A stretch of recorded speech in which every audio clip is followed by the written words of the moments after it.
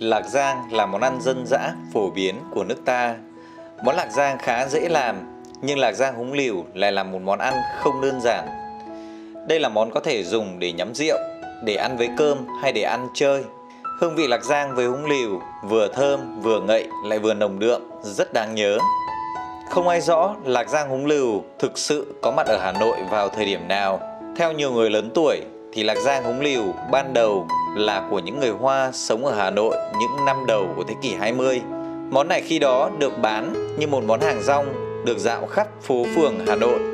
Lạc rang húng lỉu được xem là đầu tiên của người Việt ở Hà Nội là của bà Vân. Đầu tiên, đây chỉ là quán nước chè nhỏ với những gói lạc rang húng lỉu bé bé. Cho đến nay, thương hiệu lạc rang của bà được nhiều người sành ăn tìm đến.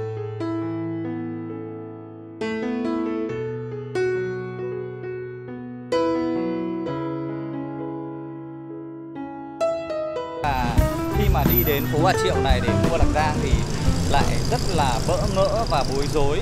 Bởi vì là các bạn sẽ thấy ở đây có rất là nhiều những quán bà Vân, cụ Vân. Thế thì ở quán nào là ngon nhất và quán nào là đã làm lên cái tên tuổi lạc rang của tên Vân này? Bây giờ nó nổi lên nhiều, trước hàng chỉ có 1-2 hàng thôi. Bây giờ phải đến 4-5 bà Vân, trước đây chỉ có một bà Vân, bây giờ đã 7-8 bà Vân. Xưa từ Bắc Bắc là rang chảo bán cái gói nhỏ này, dần dần thì bà ấy bán. Nó đắt hàng thì bà ấy bán, thì sau này sinh sôi để lở ra cả phố, dần dần lấy tên bà Vân. Nhưng mà thế thì bà ấy bây giờ còn đây không ạ? Bà ấy còn 116, giờ bán cho bà ấy già rồi, giờ bà ấy 90 gần trăm rồi. Vâng. Trai bà ấy làm, cháu bà ấy không ngồi đấy, vị trí đấy, nhưng ảnh đấy là có cái ảnh đâu. Bà Vân ơi! Theo như bà kể, năm 1960, tôi thuê nhà của ông kê cơ sủi ở 58 Triệu Việt Vương. Ông ý là người Hoa, còn vợ là người Việt Nam. Nhà ông ý có nghề làm lạc rang. Tôi đã ăn thử thì cảm thấy rất ngon. Từ đó tôi đã tìm cách để học được bí quyết rang lạc từ ông ý. Không năm không bảo đâu. Vâng. Thế nhưng mà may cái bà vợ ông ấy thì là người Việt Nam. Nói tôi thân với tôi. Nó đi hầu bóng thì tôi đi hầu dâng. Tôi mới lên tôi nịnh bà ấy.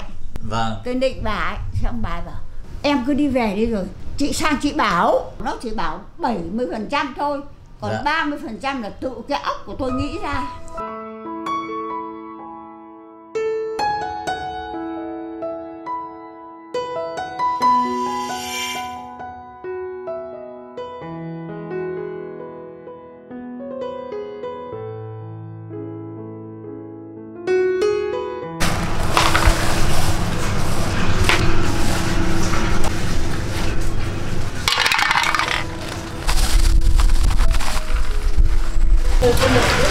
Đấy, cô đổ nước vào cô trần lạc này. Mây cho mẹ sức kia ra đây. Đây là phải nước sôi hả cô? Nước đun sôi sùng sục thì trần lạc này. Không cái đây lắp nào. Không đổ sang chậu bên kia. Đó, đây là cái tay cầm cái này cô trần lạc à. Còn đừng nước sôi sùng sục nhá thì mới làm được. Vâng. Đây, con trần này. Đó, trần như thế là có nước sạch rồi, nó không có mùi hôi này. Vâng. Đấy, sóc lên như này.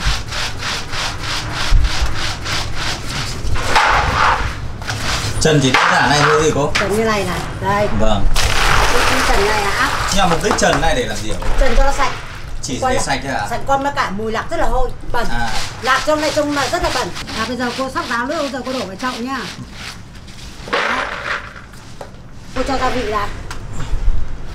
Đấy. Đấy, cho gia vị này. Đấy. Đấy, gia vị nha, cho cô trộn lên như này này. Trộn đều lên như này lên. Muối nó tan ra. Đấy. Muối này là muối trắng luôn. Muối trắng luôn, muối sạch luôn. Vâng. Là muối sạch đấy. Đây là đường nha. Đường B1 này. Vâng. Đây nha. Xong rồi. Đổ vào đây. Đấy, mỗi cốc một từng này.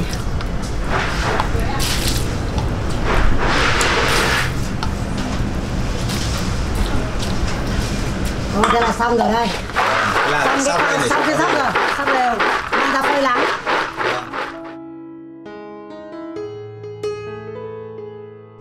nào có nắng là mình phơi cho khô. Phơi đến mất khoảng 6-7 tiếng ấy ạ. Sau khi mà khô thì bắt đầu mình mới ủ được ạ. Khô giòn, cả bề trong cả bề ngoài. Mình hôm sau rang thì lạc rất là ngon. Còn nếu mà mình xóc xong khô xong mà mình mà rang luôn thì lạc là không ngon, lạc nó vẫn bị ngái. Mà đêm bây giờ lạc nó khô mấy cô giờ mới đổ vào máy cô rang. Rang bây giờ là phải chờ đến bao giờ mà nó chín nó thơm, phải xem phút đồng hồ thì là được. Tức là rang cái này là trong khoảng thời gian là bao lâu? Trong khoảng thời gian có phải tầm khoảng 70 phút. 70 phút thì mình xong. 70 phút tùy vào thời tiết. Tùy vào thời tiết nhá. Nếu mà hanh khô thì là không được 60 phút, nhưng mà dưới ẩm thì phải 75 phút. Vâng. Đấy là do thời tiết đấy. Máy là bây giờ cô bật nhiệt là. Nhiệt độ thì khoảng bao nhiêu là? Cũng là rơi vào khoảng 150 đến 170. Vâng, thưa quý vị và các bạn, bây giờ hiện tại DK đang ngồi ở trong nhà của chú Tuấn. Thì chú Tuấn đây là con ruột, con trai duy nhất của cụ Vân. Cô chú, kể cả là con dâu của cô chú cũng rất là nhiệt tình để hướng dẫn chúng ta tham gia vào cái quá trình sản xuất lạc của nhà cô chú. Vâng, chú Tuấn ơi, chú có thể chú chia sẻ cho cháu đôi nét về cái kỷ niệm thời ngày xưa chú với cả bà sản xuất lạc hay bán lạc là như nào đúng không chú? Xưa thì nhà chú làm lạc từ năm 66-67. Bắt đầu Mỹ đánh phá miền Bắc là nhà chú làm rồi. Thì thập kỷ 70-80 thì nhà chú thì cũng rang 1-2 cân lạc. Thế xong rồi bán kèm với mực này, nem chua này, giò chả lấy ở chợ ấy.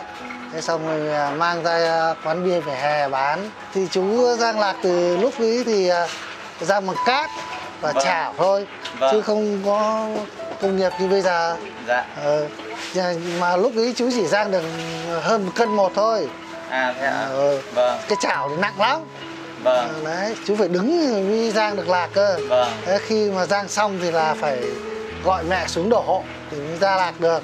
Cả bán ở chuồng cọp ở chỗ Trần Nhân Tông ấy, có lần là công an đuổi, coi như là hai mẹ con chạy đâm cả vào công an. Thế xong rồi là công an bắt về đồ đến tận rốt đến tận 2-3 giờ sáng mới thả cơ mà. Năm 80 thì có một lần có bọn nó vào nó rút quần áo. Thế là may và hai mẹ con về kịp mới lấy con gánh phang nó. Thế là nó chạy. Thế là từ hôm như là hàng xóm mời về ngồi bán hàng nước ở đấy để trông nom hàng xóm, để các ông các bà đi làm ngày mà. Mới đầu thì cũng bán cũng 1-2 chục cân thôi, dần dần thì nó cũng lên được. Đây là em ăn thử lạc à? Vâng, cái này là mình quay cái căn giờ. Thế xong rồi bắt đầu mình thấy nó nổ á, có tiếng nổ kêu á. Thì mình ra mình lấy cái thìa mình đưa vào, mình lấy ra mình ăn thử. Ăn thử trong mồm mà nó bắt đầu không có nước. Và khi mình ăn mình cắn không thấy có nước thì là mình ra lạc là gì ạ? Vì da già quá thì lạc không còn đủ độ ngọt của lạc. Và vì nó quay guồng là hơi kiệt hết nước. Thì là lạc ra ăn sẽ không ngon. Để ra đúng đủ là mình bây giờ cô ra này. Ra mình bắt buộc là mình phải dùng cái bao tải vật bằng vải này. Bằng vải nhá. Và là mình ra xong là mình ủ. Nếu mà mình dùng không phải là cái loại vải và khác thì sao ạ? Thứ nhất là nó bị lắm, cái là lạc cái nó ra nó lắm. Thì nó xin mà thứ hai là cái vải này nó thấm mồ hôi của lạc anh ạ. Thì lúc vào để nó làm cho lạc nó giòn. Nó giòn đúng rồi.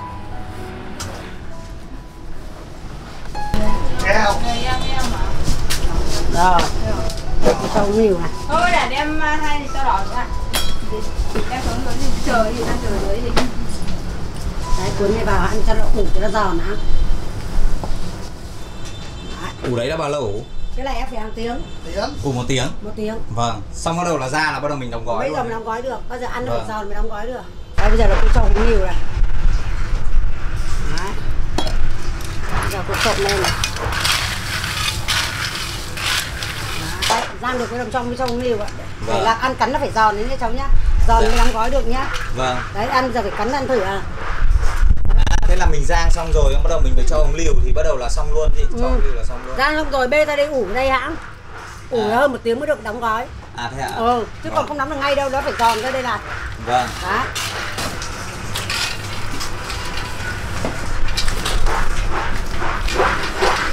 Cho mát này thì lại không được cho hẳn tay vào anh ạ. Tại vì cho tay vào thì là mồ hôi nó lại vào cái lạc là. Đấy có nghĩa là mình phải giữ khoảng cách tay mình với lạc đúng không? Vâng.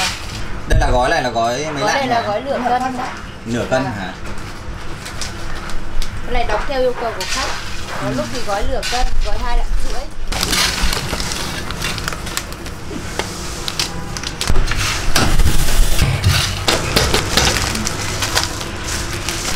Khách có những khách là họ không thích hút chân không thì họ cũng là dùng luôn, ăn luôn, không phải mang đi gửi quà thì. Đây là cái lạc nâu này. Lạc này thì đắt hơn lạc trắng. Rất là giòn. Giòn lắm. Ngoài ra thì nó có cái vị húng liều rất là nhiều. Lạc trắng này.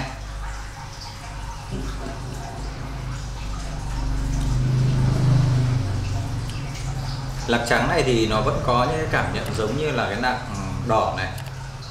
Ăn nó cũng có cái vị ngọt của húng liều. Nó có cái vị thơm. Húng liều nó thơm mà. Thơm, giòn. Về cơ bản thì mình cũng không thấy cái sự khác biệt nhiều lắm giữa cái lạc màu đỏ này với cả cái lạc màu trắng này.